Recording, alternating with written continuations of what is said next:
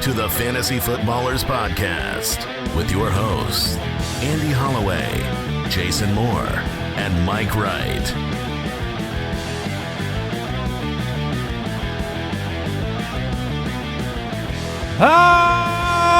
Welcome in, Jason. It's Christmas time! Yeah, baby! See you later, Halloween. Hello, Christmas. I saved it for you. Thank you. You're welcome.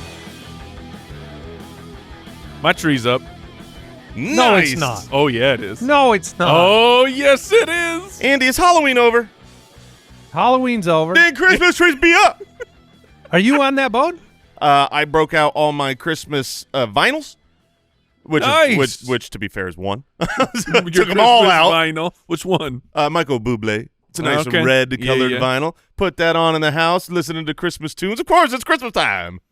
I told you I tried your little. Yeah. I tried your method. It That's fine. Grinch, you stay over there. No. I tried it. Grinch wouldn't have tried it. Oh, he did, actually. He tried it, and he loved it. I don't know if you've seen true. the film. That's His true. heart grew 2 sizes. He didn't. I don't think the film was based on the second that the Halloween decorations come down. It is Christmas time. Well, we don't know when it started. Yeah. Um, You ever seen the sequel to The Grinch? The best part is it's Christmas all the time. I tried it. I didn't care for it. It made it feel artificial. It wasn't a natural. There wasn't a sprinkle in the air. You know what I mean? I know what you're saying. Yeah, you know what I'm I saying. don't feel Look, that and most, way. I know you don't. It's okay. I actually thought Christmas time was just related to the news that Dennis Allen had been canned. Yeah. they're See like, you later, sucker. I mean, just take the thermometer down. Yeah. He's not there. And they, don't rip our wall. what a waste of money. We Spike. You go. goodbye, good. See ya. See you later. Oh, so good. After they 2-0. went 2-0, and I'm starting to look at the next week going, man, if they win, they just got to go 500. I'm going to have to shave my head. And that's where they stopped winning. Yeah, well, been he's a delight. gone. He's gone. And you know what it is? It's losing to Bryce Young. Dude, we mentioned it on the show. Like the trajectory of the Saints. If they lose this game to Carolina, that seat's going to get real hot. I didn't know it was immediately to a volcano. It would be my final straw. I mean, it is a scapegoat thing to a degree. I mean, the injuries have been outrageous for New Orleans, including in this game. I mean, Chris Yeah. Olave is one of the biggest storylines that we're going to talk about today. He's in trouble. He's in, like, career trouble at this point. Oh, for sure. I mean, a lot has been made about Tua. His concussion history has been a little bit more in the public eye. It seems like it's always a primetime game, and because he's a quarterback, Yeah. and it affects the whole team so much more significantly.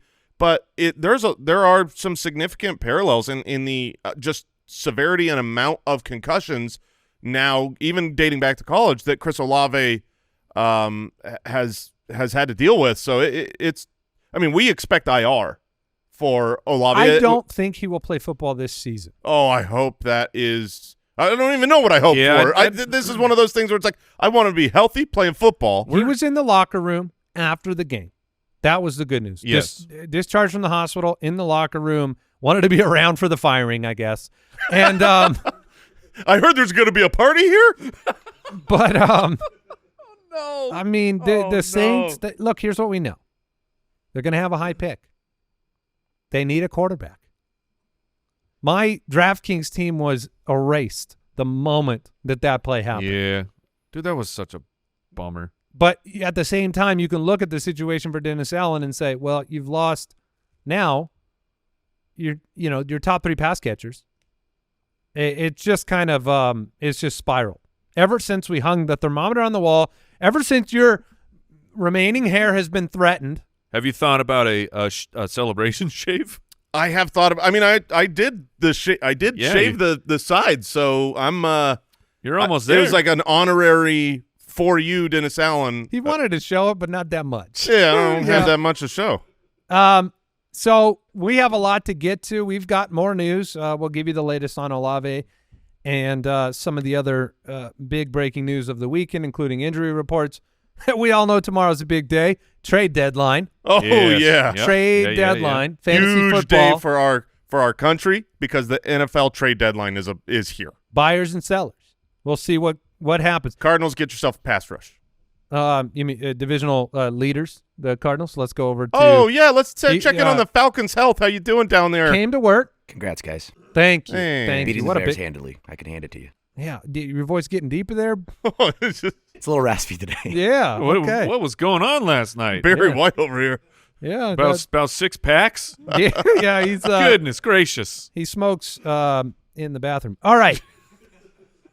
We've got your reactions to the weekend, and normally I have Jason take a look at these before we hit the button, but I don't think he got to them I today. have not. So you guys are riding dirty. Oh, yes. Well, we'll start with Jason's main man, Divine Achan. Yes, he is. How about Cedric TD Man? Oh, baby. Hello. Whoa, Burrow. And we've got a trifecta here. Yeah, Burrow, 5 touchdowns. Yeah. Jackson Smith Jigba. Jackpot Smith and Jigba. Yay, SN. Why am I just You're all the sounds? YSN. You're YSN. All right. We got Cooper Yup. Oh, I love this one. Saquon back leap. He was Oh, he farted on that guy. Saquon Beastly. Rico Waddle.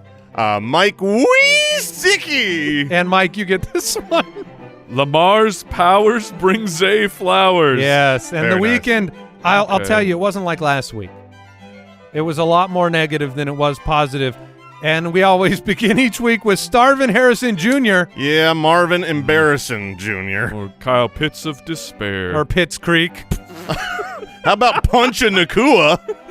That's a good one. Yeah, Puka Nakeo. yeah, and Brees Stalls. Raheem Moist Turd. Yes. Raheem Moist Oh, Turd. that's gross. That's disgusting. Mike, go ahead. Jonathan Taylor. And Samest Winston. Oh, how about Tucker Crap? Oh, they're on fire today. Lactose intolerant? And we'll close it out with AJ Frown. Dude, I'm never pre-reading these ever again. See, it's better if you don't. It is, but Oh they're my not always this goodness. good. Moist turd? Lactose intolerant? Yeah, I mean, good job, Foot Clan. yeah, nice job. Nice job. We had a weekend. You can submit your Monday Punday suggestions, entries on Instagram at Fantasy Footballers, over on X at the FF Ballers. Quick shout out before we get into Ready to Roll. We have the in-season app. A lot of you got in there this weekend. Ooh, If yeah. you are a member that supports this podcast at jointhefoot.com, the app version of the Ultimate Dashboard and all of the Foot Clan perks available to you. It's out. Yes. The people love it. If you're on Android, you're not clapping because that comes out this week. So Old. the iOS first-class citizens, they got it like a couple days early because we got to get it through approvals. But it is still – some of you have suffered a bug here, there. All of that's getting worked on this week. I'm just really excited. We saw the reviews come in. People I saw the word game changer, right? You've got the Ultimate Dashboard in your pocket. It was awesome to use this weekend. It really was. If you haven't used it, definitely download it. Our in-season app is – I mean, it was really, really nice, quick, accessible to – help set my lineups and do everything. And, you know, those last-second spot starts, especially when you're in a more than one league. You know, if you're in one league, okay. But if you're in 3 or like us in same, you know, like 9 main leagues, goodness gracious, I need a tool. So continued updates coming your way. Shout out to our dev team here who's been working their butts off. I mean, they don't have butts. Yeah, they're gone. They have no butts. They've been worked off. They are worked straight off. Sitting is uncomfortable. But shout out to them on the hard work. You ever sat directly on a tailbone? No, well, They have. yeah, You have? yeah. I'm pretty skinny. Oh, Here we go. got pancake butt.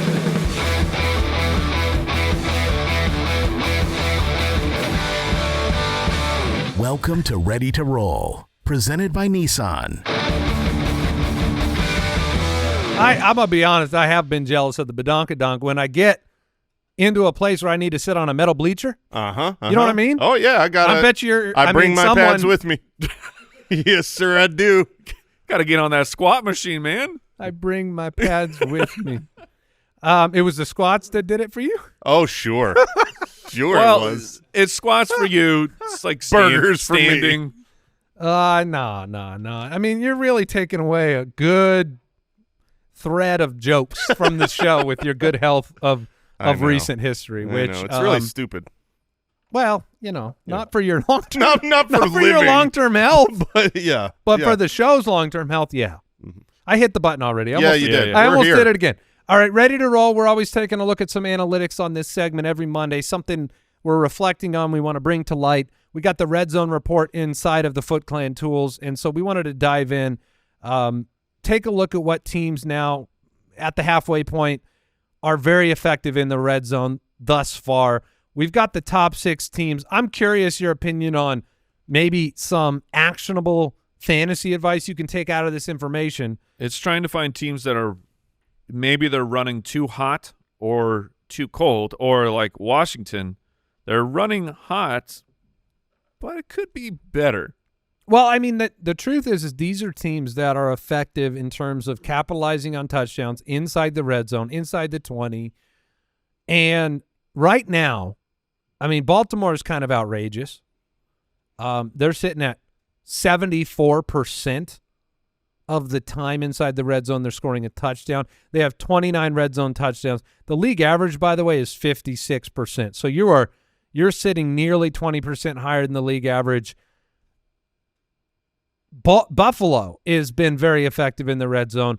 Maybe a common theme there. You have 2 quarterbacks that can move with their legs. Oh, wait, we also have Washington that's been very effective. But that's where I wanted to point out here for Washington. Like Washington, of the teams we're talking about, they're averaging the most red zone plays per game, near like over 19. But their percentage is below average. Their red zone touchdown rate is low. There's only 21 compared to like the Ravens, who have 29. But red zone field goals for Washington. So that's what I mean of they could be a team. How their offense is fantastic. Like the tournament of the Washington Commanders is bravo. It will probably end up being the story of the season once we look back. But I mean, if you just a couple of those field goals, if we turn those into more touchdowns, then this is ludicrous what they're doing. Yeah, you can look at it either direction. You can say they're either inefficient in the red zone, but they're getting there so often that might go away. They might not stay on the same fiery pace, and then they're not converting touchdowns enough. Or you can look at it as in they're getting there all the time, and they could even get better. I think with a rookie there, I mean, you look at right now what's happening is they're moving the ball phenomenally, but they're struggling in the red zone to convert to touchdowns because they've got a rookie who's not used to the condensed field where, you know, the defenders are in position. So I tend to agree with you, Mike, that it could still get actually better for the Commanders. They have missed Brian Robinson in 2.5 games, essentially, which doesn't help your red zone conversion rate. Also, the field shrinks, and, you know, he's been so effective moving it between the 20s. That is an area where a rookie is going to struggle a little bit. Are you saying a good running back helps red zone efficiency? Yes, let's talk about the Lions. Well, the Lions are there. I was actually talking about Mr. Derrick Henry. That dude is insane. You know, since 2007, not many teams have been over 72% conversion to touchdown rates in the red zone. Let me name them for you. You've got the Tennessee Titans in 2019, which was Derrick Henry. Mm-hmm. You got the 2020 Packers. You got this year's Baltimore Ravens, Derrick Henry. Oh, you got the Titans in 2020 with Derrick Henry. You have the 2020 Steelers, the 2013 Broncos with Peyton Manning, of course. Then you got the Titans with rookie Derrick Henry. So it's like that dude is built different. And I know we talk about like the punishing nature of Derrick Henry and the business decisions and whatnot, but when I was watching this last game, yeah, you were pointing them out frequently. it was like I felt for the defense. I felt for them on a human level. I was like, for their families. there was a screen pass to Henry where he's literally a locomotive going down the field, and he gets tripped up. Yes. But as the camera is moving, you see like the defender who was just about to have to deal with him. There was a DB that was he was standing, he was ready. Oh, he was pumping himself up. Like we could do. And then I'm sure when the guy ahead of him tackled him, he's like, "Yes!" Body's protected. You see that skinny DB that truck sticked Henry like last week and just put him on his butt? I think it was at Cincinnati. I don't recall. I remember it didn't the play. Make any sense when you looked at the two of them. Came from the side. Yeah, and came just from like the side. knocked him over. So those are your effective teams. You've also got Tampa Bay's been very effective. I mentioned the Lions, and the Bengals are worth mentioning because they're throwing the ball so much. Joe Burrow leads the NFL in pass attempts inside the 20 without Joe Mixon, who has kind of turned off the passing faucet in Houston. Joe Burrow, it's his responsibility. 5 touchdowns, could have been 6 this weekend. And so you look at Joe Burrow and say, hey, maybe this is, that's a more predictive one to me. That's not a regression one. You don't have the personnel. Chase Brown is good between the 20s, but you don't have the personnel to Derrick Henry the ball into the end zone in Cincinnati. So I think they're going to continue to throw in the red zone. Here are the bottom 6. You tell me whether you believe any of these teams improves and whether that's prescriptive for fantasy and picking up players on those rosters. Bottom 6, the Giants. Nope. The Cowboys have 11 red zone touchdowns. That is 10 fewer than the Commanders, and they're scoring on 45% of drives. They're in trouble. If you read Dak Prescott's lips on the sideline, you can tell what everyone knows. He's not happy with the state of the Cowboys. He included himself. It was a we. It was a we. He basically said we suck. He said we suck. On the sidelines, caught. A little more emphatic. But some words can't say here. But like the Cowboys, CeeDee Lamb got banged up. Gee whiz, we suck. That's what it was. CeeDee Lamb they kept putting him back in. I mean, him putting himself back in, I'm sure. But at what cost? And then Dak left the game with a hamstring and a hand injury that we don't yet have a status update, but they could be in big trouble. Yeah, the Cowboys, I don't think that's a positive regression. The Steelers are not very effective at getting there, but I don't think that's one I'm aiming for. The Packers, yes. The Packers, I think we have seen a multitude of things impact this number. Injury to their quarterback twice this year. Rainy game yesterday. 47% I don't think is going to hold personally. And do you guys agree? No, I agree. Honestly, when it comes to 4 through 6 of the bottom, Green Bay, the San Francisco 49ers, and the Miami Dolphins, those are injury teams that you expect to get better. Tua being gone, Christian McCaffrey being gone, and Love being gone. I think all 3 you would expect to have brighter days ahead from a touchdown scoring perspective. Do we get it? Is it really Christmas this week? Is Christmas McCaffrey coming back for us? I think Christmas McCaffrey is back. The question is just when you stay out of this, Grinch. When you open the package, is it something you want or is it another injury? That's it. Any trees up over there in Deucer's Alley? Not yet for me. No, okay. My family pushed really hard to put it up this weekend. Oh, so you put the and I said smackdown on it. Oh, okay. Team Josh. Falcon? Andy. Falcon? No tree till December. All right, Barry. Okay. Listen, tree till it's not that it's not fun. It's just that what makes it fun, this is such a waste of my breath, what makes it fun is everybody else is doing it. That's what makes it a fun tradition is you've got Christmas everywhere, not just at Lowe's. You know what I mean? Right, I know. Like I know you buy into big marketing. So the second you walk into Lowe's, you see the trees up, you're like, I got to do what Lowe's says. You think I go into home improvement stores, All right. man stores? All right, hey, that was ready to roll. Thanks again to our sponsor, Nissan, and the all-new reimagined Nissan Kicks. Take on the city with the Nissan Kicks bold new look plus safety features like the Nissan Safety Shield 360 technology that'll have your back in traffic. Head over to nissanusa.com to learn more. Nissan Safety Shield technologies can't prevent all collisions or warn in all situations. See owner's manual for important safety information. News and notes from around the league. Presented by USAA Insurance. The Saints have fired abysmal, maligned head coach Dennis Allen. Congratulations to all of my friends who are Saints fans. Your future should be brighter. You're going to have a top quarterback next year, and you are a good franchise. Like, if I was a head coach on the open market and I'm looking at franchises I want to go to, that is a very functionally well-run organization for a long period of time. So I think there's bright days ahead, just not this season. Yeah. I mean, the cap situation's a problem. The cap's a problem, and the functionality of the team making the decision to keep this head coach is perhaps in question. I think that this was my argument on the Bold Prediction show of the fact that Dennis Allen was gifted this position by Sean Payton. It was kind of – I don't think this was the organization really saying that this is the best route. It was just kind of like the guy who led us fooled us, if you will. Yeah, it's very odd that like it felt like a pretty unanimous thing that like outsiders, as football fans are like, this guy shouldn't be the coach.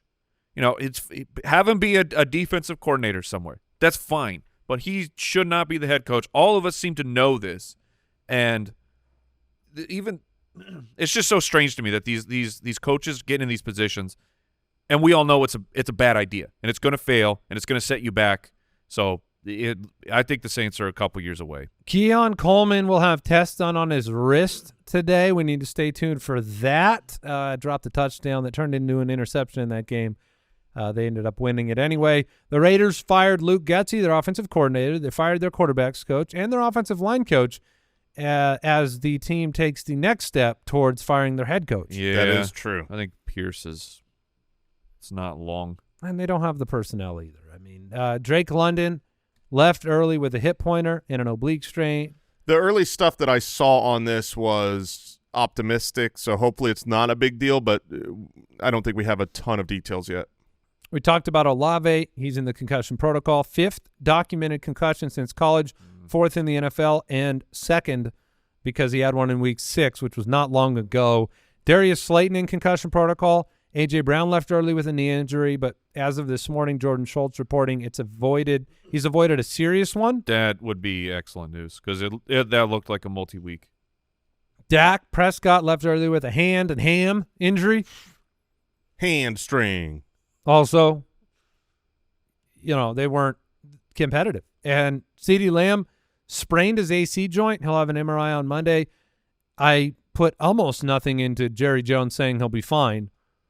Yeah, he said he'll be fine because he went back out there for a bit. That doesn't mean anything. Long term, yeah, he will be fine. Sure. I do think he'll play through it if it's not showing up on the MRI as anything catastrophic, but that could be something that knocks you out if you land. Basically, that AC joint, if you land on it in the game, you could be in trouble. And we've seen this with Tyreek Hill before. The whole game. I mean, we were Mike, you pointed this out super early in the game, was like, oh, CeeDee's hurting. And then he's playing and he's hurt. And you kept screaming at the TV, like, why are you leaving him in there? Like, don't do this to CeeDee. He's going to die. And then they ended up constantly throwing him the ball because he's CeeDee Lamb, and then he got injured. And then he got a real big one trying to catch a touchdown. Yeah, and landed right on it. Couldn't come back. No, he did come back for a 2-point conversion. Yeah, that fair. was He the did. crazy thing. Eric All Jr., rookie tight end for the Bengals, unfortunately. Yeah, that's tore a his bummer. ACL. I missed that. Yeah. Yeah. I mean, not that I want to diminish the injury in any way, shape, and form, but obviously his performance, his involvement, he had a bunch of weeks with 4 catches. His absence is going to mean that the Gesicki week that happened could be stickier. Because Sticky Gesicki? Sticky Gesicki. Whoa. I mean, honestly, you look at those hands Mike looked reaching at out. me. He Because looked it was at me right because there, he man. knew. He You knew. dropped it, and I was No, just I- like, did you look. drop this? Sticky Gesicki, baby. All right. I think it's true. Welcome to the nicknames. It also works with his hands. It does because he's got great God. hands. He's got sticky hands. They don't call him Sticky Gesicki for no reason, Andy. Yeah, I mean, this is going back to high school. Caleb Williams tweaked his ankle. Probably going to be okay. That was today's news and notes presented by USAA Insurance. Learn more at usaa.com/insurance. We'll take a break. We'll get into the studs.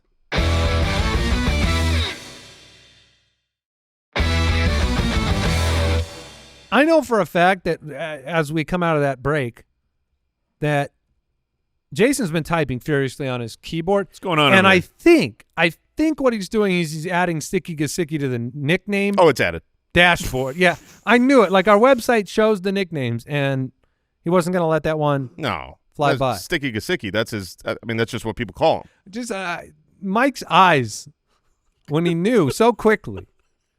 So, but That's what I'm here for. It might be a thing. We'll see. Jermaine Burton. Oh my goodness gracious! Jermaine Burton was supposed to have a game plan built around him. No T. Higgins.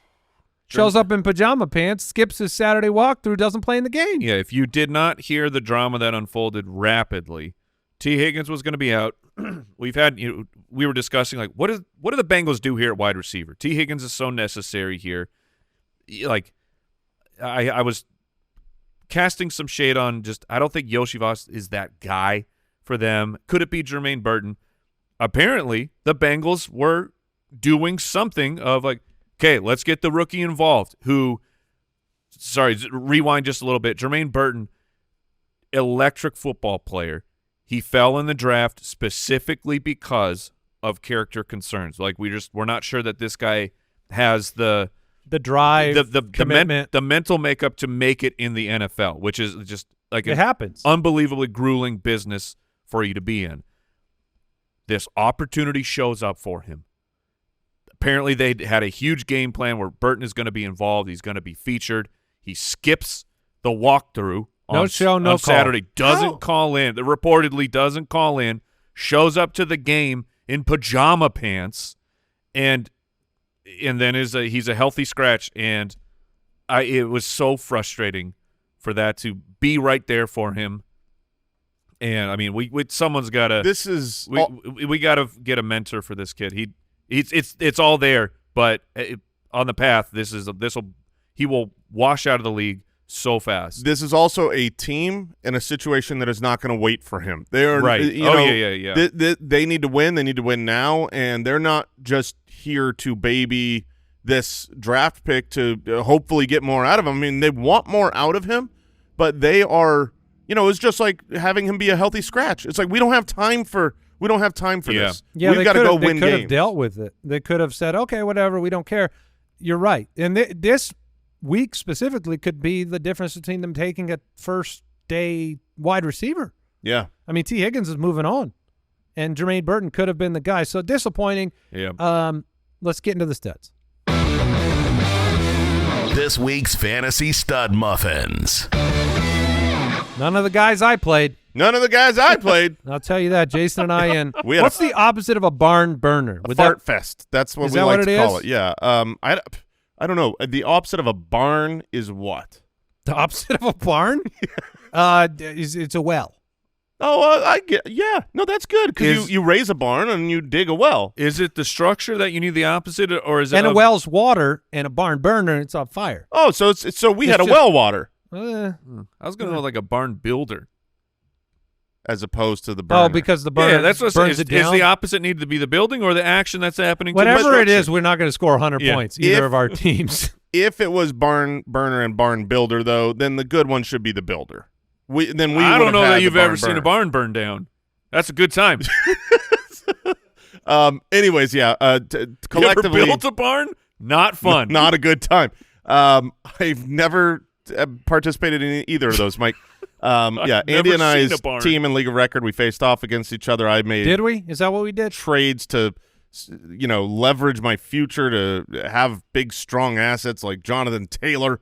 Who did nothing. We covered your trade when you were out of office, allegedly at a school event, making trades. But look, I mean, you always got to be mid-show. You always got to be working. But yeah, I mean, Andy, your entire roster scored one touchdown. Yeah, and that includes my quarterback. Yeah, my entire roster, including my quarterback, scored one touchdown. That's the worst. The worst. Yeah, I mean, we this is studs. So let's All focus on the good players. Sure. Jalen Hurts, Joe Burrow, Daniel Jones, Lamar Jackson, Geno Smith, your top performers at quarterback. Geno Smith. Burrow was the start of the week.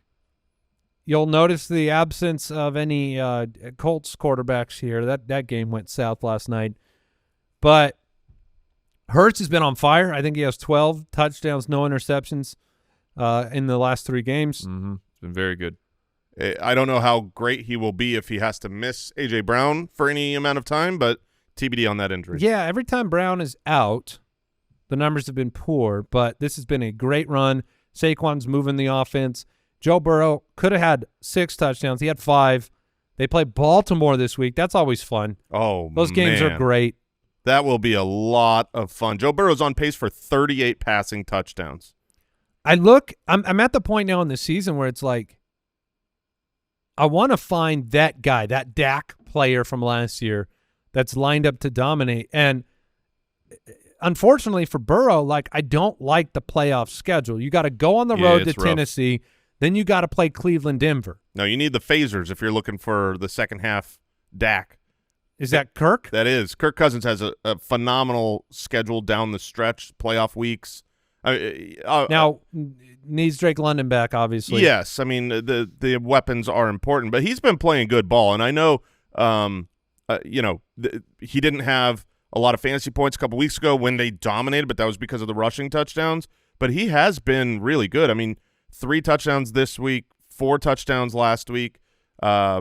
He can get it done down the stretch. Next Wednesday, and he was on waiver wire before this week in our league. Next Wednesday, we'll do a playoff primer and get you ready with the best schedules for every position. So we won't focus on that today. We'll let another week get under our belt, and then we'll go ahead and dive in. But big performances, nice to see Josh Allen, who's the quarterback 5 on the year, overcome the Diggs departure, and, no Amari Cooper this week. Pretty impervious to the personnel at times. And then, Darnold performed well last night as well. So some good performances at quarterback. None of them played for Jason or I. Yeah. Darnold gets the Jaguars next week. Yeah. Yeah. Oh, that's very nice. Running back leaders this week. Hello, Saquon. He was so awesome. And if you haven't seen, which I don't know how you haven't seen because it's everywhere, but he backward hurdled a guy. It was so cool. It was incredible. Yeah. I mean, they're going to kill the man. I feel like he had 75 rushing attempts. Every play was just give it to Saquon and watch him be a stud, but he has been a stud. Barkley, number 1 on the week.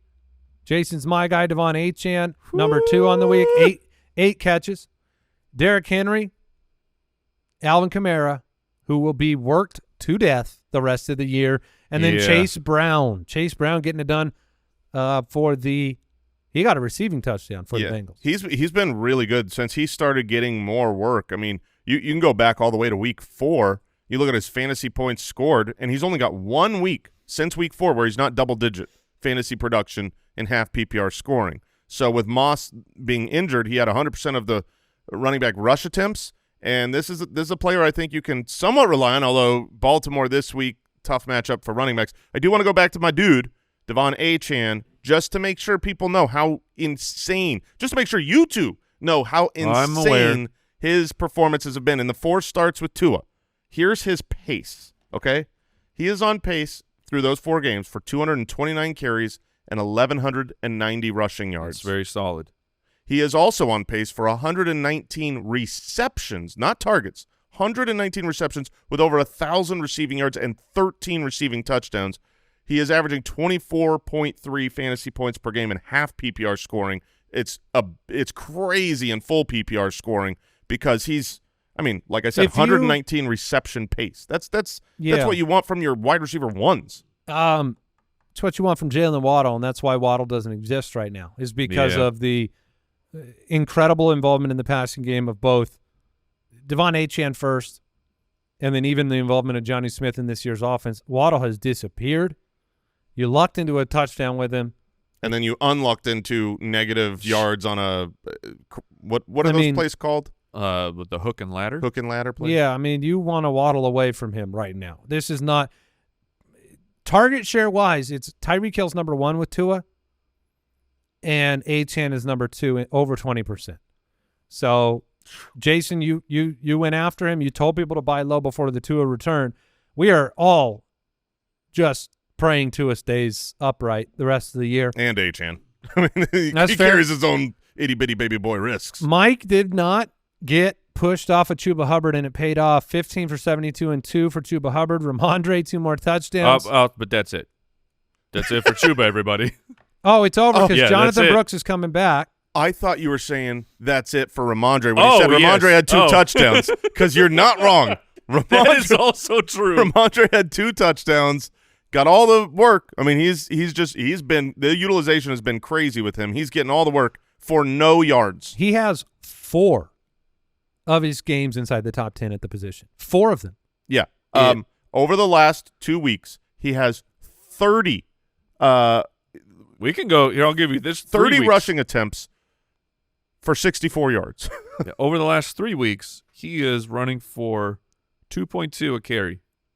Yeah, but he is their guy around the red Yes, zone, and they have he nobody is. else. And he did catch 5 passes Yeah. in this game. Rico Dowdle, 12 for 75, 5 for 32 and 1.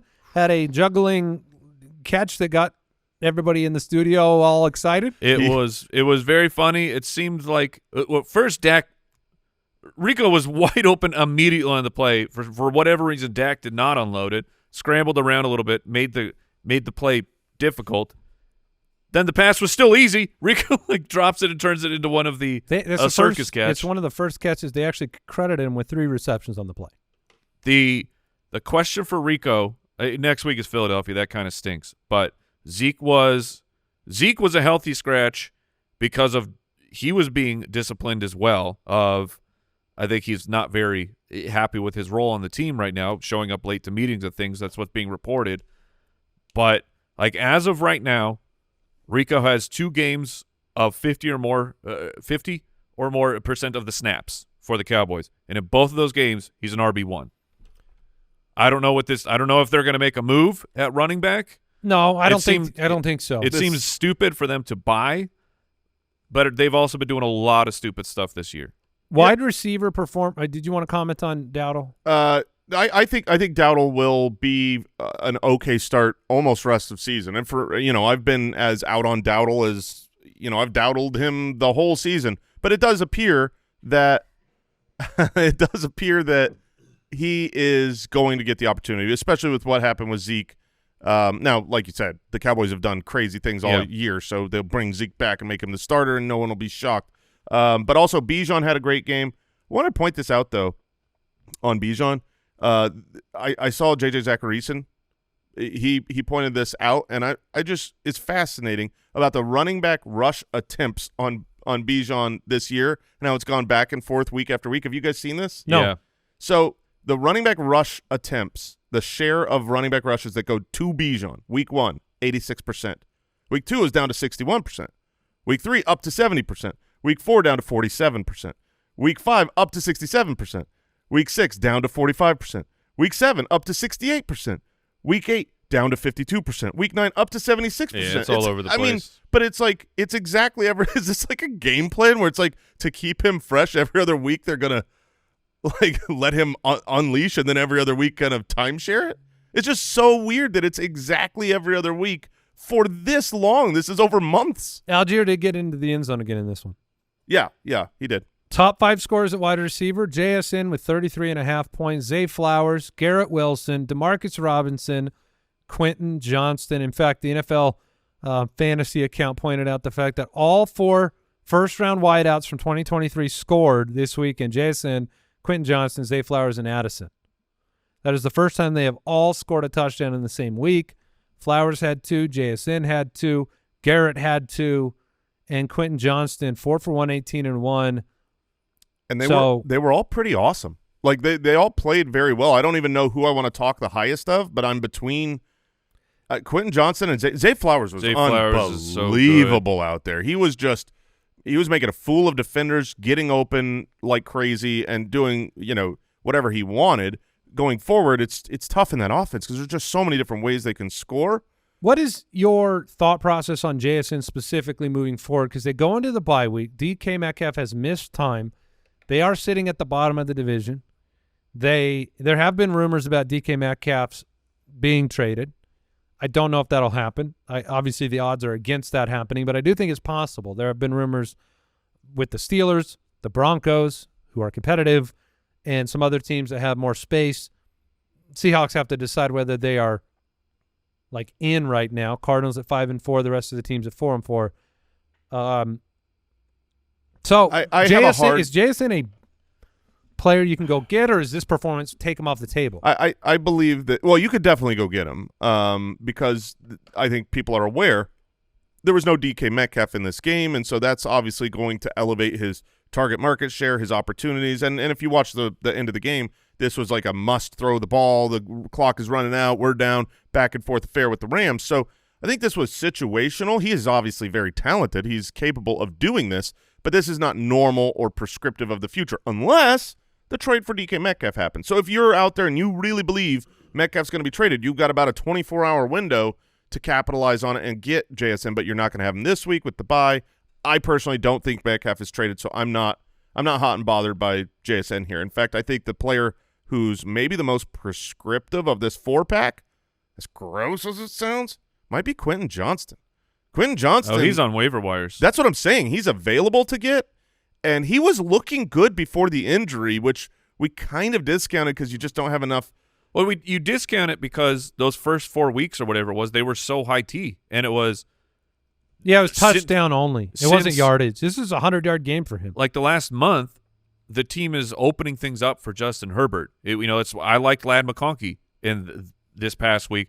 I didn't realize that Huge was going to come out and put up 4 for 118. First 100-yard game of his career. So I think Quentin Johnston is going to be he'll be the priority ad, but I think it's worth it. Of like if this is really what this team is, figuring out that they have a great quarterback and they should throw the ball more, then you get him more volume and things will happen. Well, and Dobbins, we didn't talk about it in the running backs, but he scored twice. This was a balanced offense that dominated start to finish.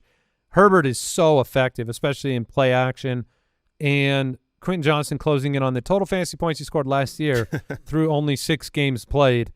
Devontae Adams, big night on Thursday night. Darnell Mooney continues to dominate, and if Drake London misses any time, Mooney is a must-start type of player. He's the wide receiver 12 on the season.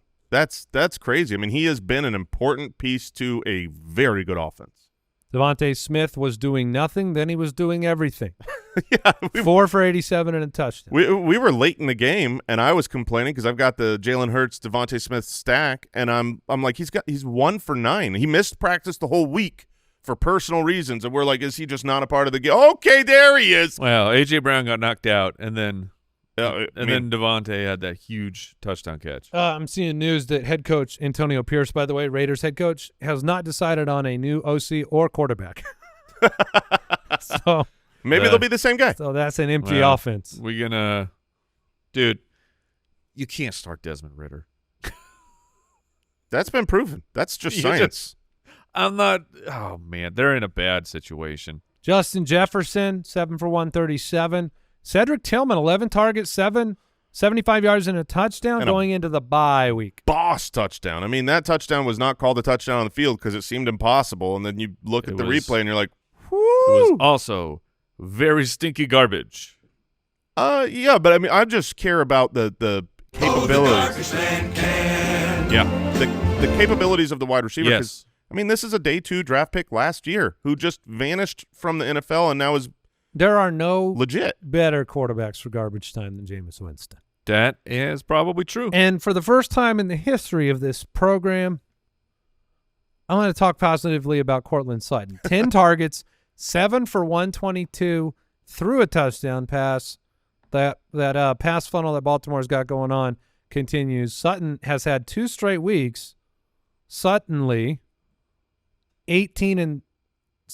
And he also 21 targets in that span. He's the clear number 1 for this team. I know he had a goose a couple weeks back, but over the course of the season, I mean, he is so dominantly the wide receiver 1 for this franchise as Bo Nix gets better and better. And he was just missed on a touchdown this week, so he could have had an even bigger game. On pace for 130 targets this year. We'll take a break. We'll hit the tight ends, and then we'll talk about them stinkers.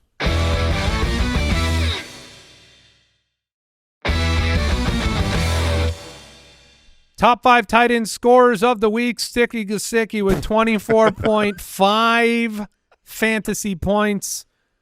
And that ends our predictive list. I mean, it was like Josh Oliver, Taysom Hill, Theo Johnson. Brock Bowers got to 13 because he will, just targets. But Sticky Gesicki was the pick. Trey McBride had him. He still has no receiving touchdowns, but he did get another touchdown. He had a rushing touchdown this week. Oh, it saved his day, too. 3 for 35 through the air. Have you tweeted out that play? You got to tweet. Well, Ian Hart, I was going to cut it myself, and Ian Hart had already posted it, so I'll just retweet it. Yeah, I mean, it's we were watching it live, and it mattered because Kyler shrieking at the TV. Kyler was Andy's league of record quarterback, and there's a play where they sell out as a run with only one player on the goal line.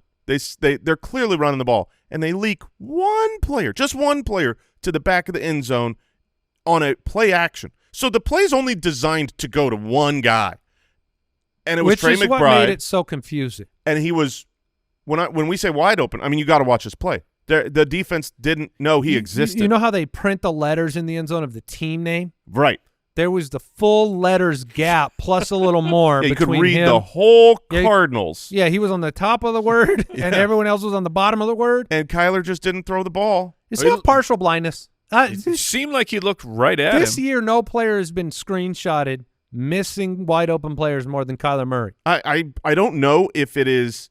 I don't know if it's that he can't see over the line, like, you know, the whole, like, oh, he's short. Maybe he can't see him. But even if you couldn't see him. That's the play you called. You literally could have done this blindfolded. You could have closed your eyes, faked the handoff, turn around, and throw it to a spot anywhere over to my right, and it would have been a touchdown. He didn't throw the ball. But they did make up for it by giving him a rushing touchdown a drive later. I mean, so McBride, Harrison, Kyler, okay, all three of them, disastrous fantasy days. Yes.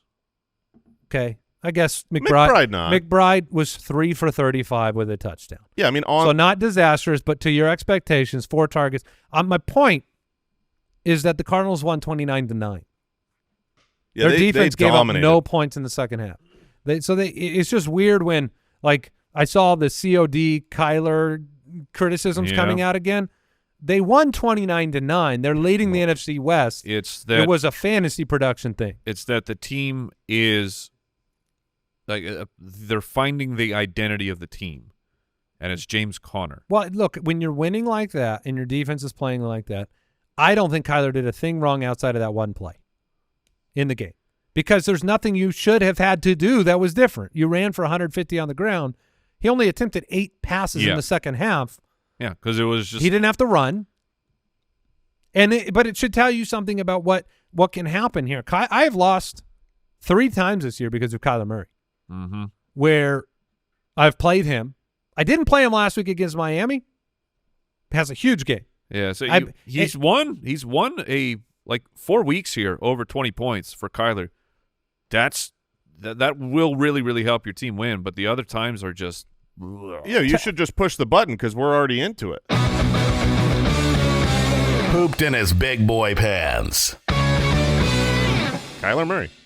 Yeah, I mean Kyler also got credited with a fumble that was so not his fault. No, oh my gosh, the running back goes to take the handoff and his hands are closed before the ball. You open the monster, dude, and then you chomp down on the ball. I mean, your go son back to Pee Wee. I was gonna say your son plays football. Yeah. Do they tell you to keep your arms closed when they hand the football? You don't reach for the ball with your hands. You open the monster. Just make the target. the quarterback shoves it right in your tummy. But Kyler's finished as the quarterback 1, 7, 6, and 10. Those are his good weeks. Those are great. But this week he scored in half point, 4-point scoring. He scored 4.8 fantasy points. That might be his all-time historical low in a game. I would imagine it is. I think it is. If you take out any game that he got injured, he really didn't play well. Did not play poorly. He played pretty well in this game. They didn't need him. The sucky thing though going forward is that you can see situations where they're not utilizing the running. They don't need to. And it's not a guarantee that it's going to happen every game. And that's always been the baseline for fantasy of those type of fantasy assets, those true dual threat quarterbacks where it's like, hey, even if he doesn't throw a touchdown this game, he might have 50 rushing yards and that's fine. You just don't see a lot of games. Kyler Murray had 6 rushing yards this week. He has a week earlier this year with 14 rushing yards and a week earlier with 3 rushing yards. That's not a dual threat quarterback. And Marvin Harrison can't catch a competitive pass. Yeah. Well, some weeks. He caught them all last week. Jordan Love, also just a terrible performance. 273, no touchdowns, threw a pick. Yes, it was raining, but he was hurting. He was hurting. It's really tough. I want to throw this in the garbage. I really do, because that wasn't just raining. That was like a swamp. I mean, it was awful. However, Jared Goff could complete passes. He threw the ball down the field and hit receivers in stride. He was in the yardage was good for Love. He wasn't in a dissimilar game. He was in identical. He was on the same field.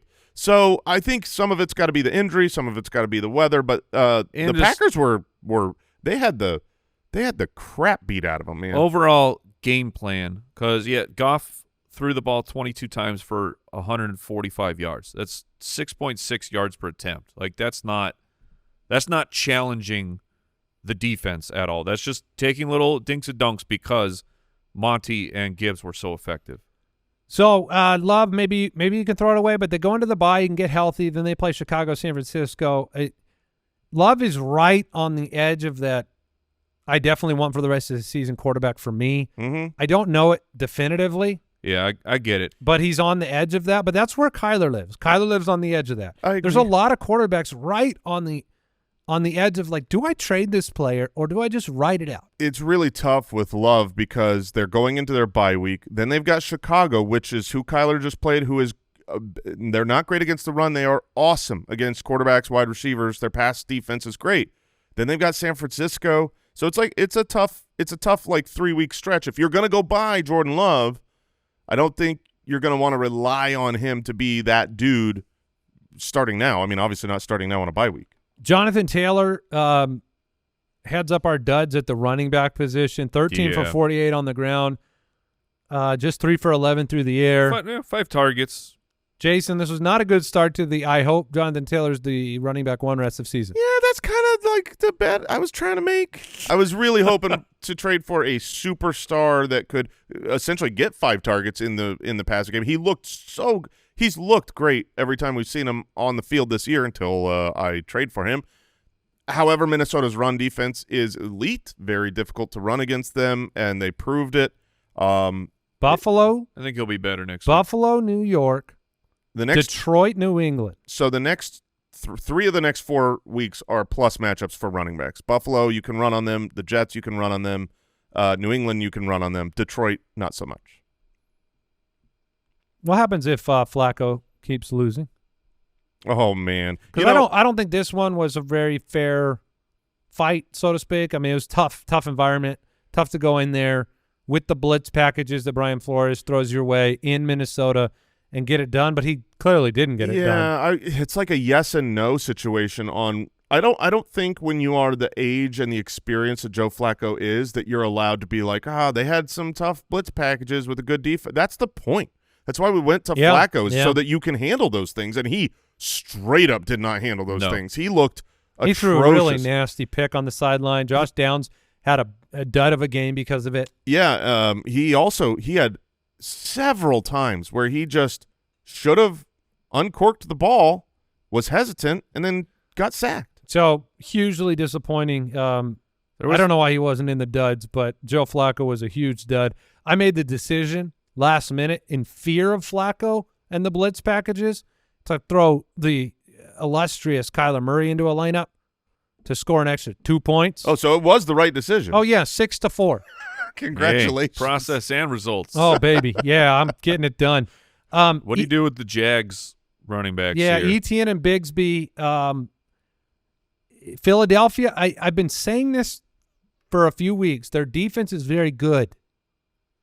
Go look at it. Their numbers, when we break it down on the matchup shows, are very, very elite across the board. So Etienne struggled. Stank Bigsby. But Etienne caught 2 passes. They both stink. And they're going to stink in matchups like this because this offense is toasted. So the next 2 weeks, Is that what? Who are the matchups? Minnesota and Detroit. Yeah, I don't think I want to. The rule on ETN, and I heard you reinforce it on Sunday Live.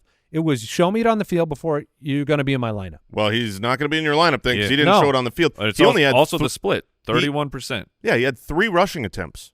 I mean, Dearness got work. you can't start a player. Not only did Dearness get work, Andy, I don't know if you caught this.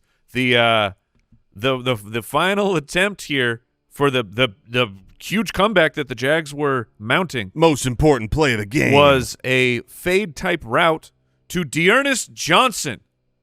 a fade route is a tough one to pull off. But Let if me you try got this if out. you got a superstar wide receiver, okay, Oh, maybe you're running back 1. That's probably not good. Let You're me- running back 3. Let me try this out. Yeah, like hey, grandkids, Doug Peterson's grandkids. I was a head coach once upon a time, and I had a chance to stay being a head coach, but I lost because I threw a fade to Dearness Johnson. yep. Nick Chubb, Little Chubb, 15 for 39. Didn't work out. Jerome Ford returned. The 15 carries though are noticeable. I watched him though, and he's just not there yet. Yeah, I agree. He's not there yet. They're going into their bye, but Well, he had 16 last week. Yeah, he's getting the work. It's just he is becoming their lead guy. It's just a matter of whether you believe he's going to return to form at any point this season or not. the positive that you can get for Nick Chubb right now is it's a bye week, get another rehab, try and get a little bit stronger, and then you are against the New Orleans Saints, Yeah, who everybody's been able to run on them. yeah, the Saints are a great matchup. He should be good there. But the stretch run after that, Pittsburgh's tough, Denver's tough. I didn't go into that. I just said the good news. Pittsburgh's tough, Kansas City's tough. That's. I mean, Rico Dowdle or Chubb rest of season, I would take Dowdle. I would as well. Chubb's not going to catch passes. Jerome Ford is healthy, and the team needs game scripts that are conducive to what Chubb does best, and I'm worried about him. Alexander Madison was not a good 9 for 36, lost the goal line carry to Zamir White. And he was on the back of the Abdullah Express. They were down. Oh, he still exists. They were down in this game. Remember, we had posters made for the Yeah, Abdullah Express. was very excited for Amir Abdullah. It didn't work out. There it is. There's the Abdullah Express. Looks just like that little wooden toy train. But yeah, he was actually very involved as they were down. So that's a tough thing to see because you would hope that Alexander Madison would be more of the pass catching back, but he was not. It was Abdullah. Well, Puka at wide receiver, 1 for 11 and a punch out. What are you doing, Puka? He's keeping his knee healthy.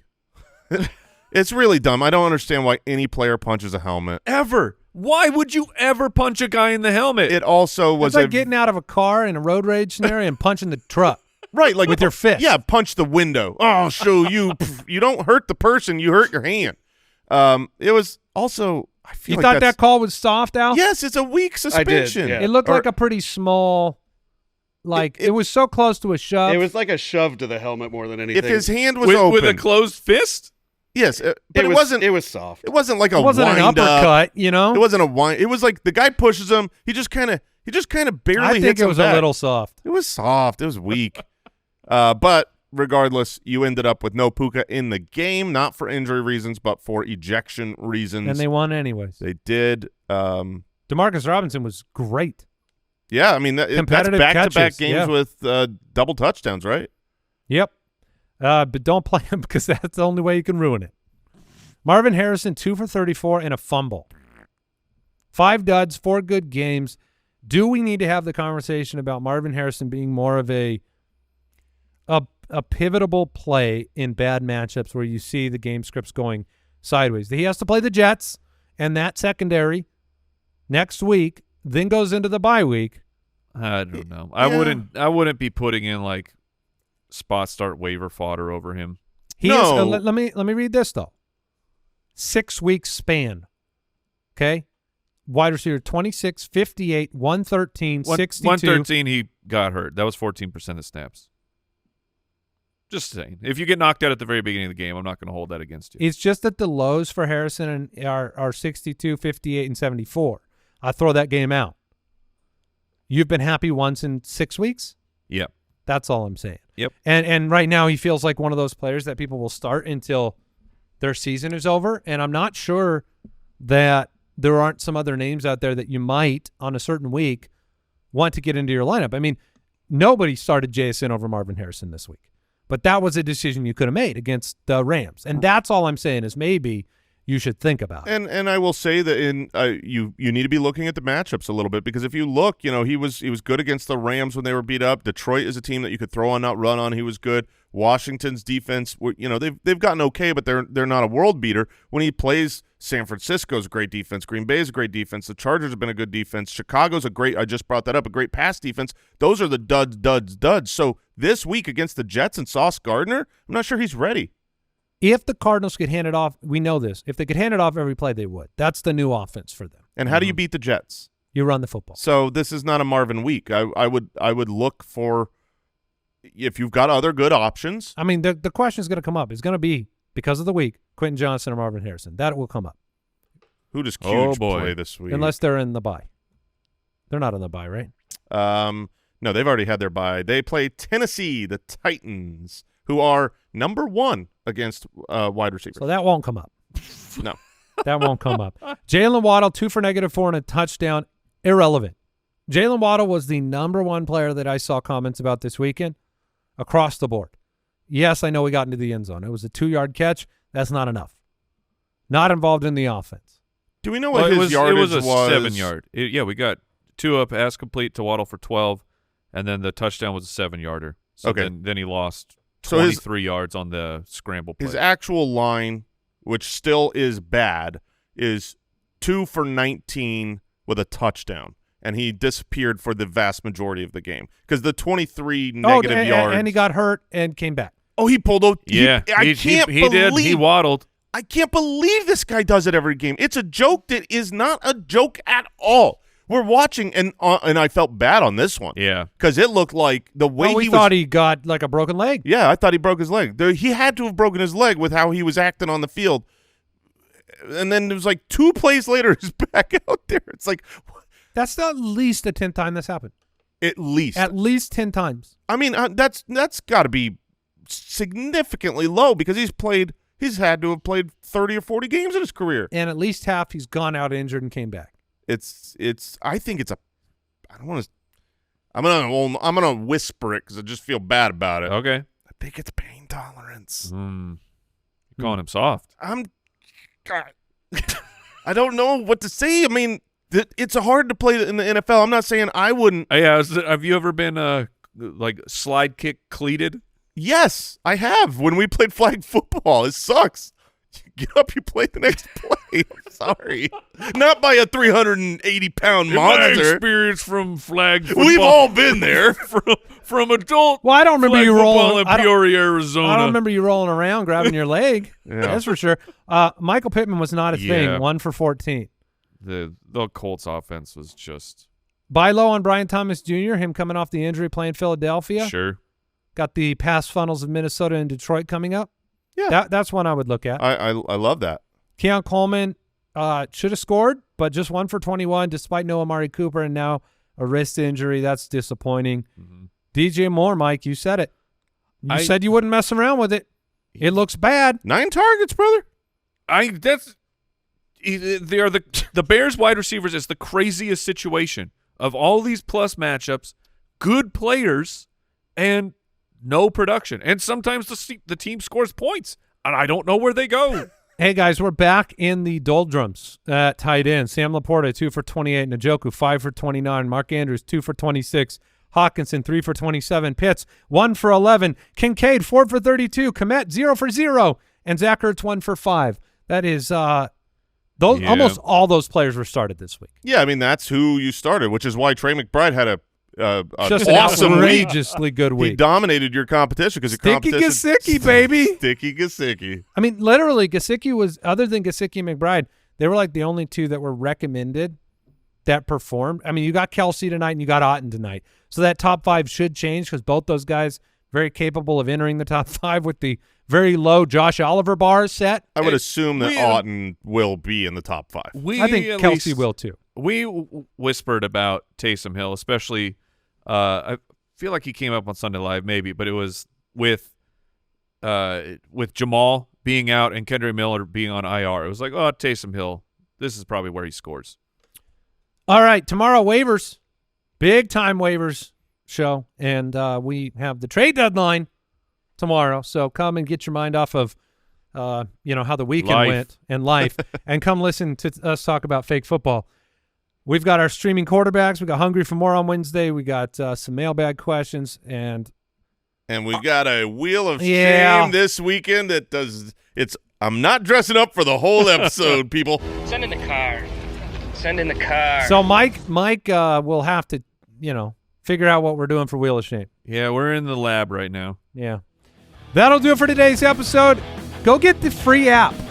You don't even have to be a member of jointhefoot.com. We've got our rankings on there, articles. Go get the free Fantasy Footballers app on your app store today. Goodbye.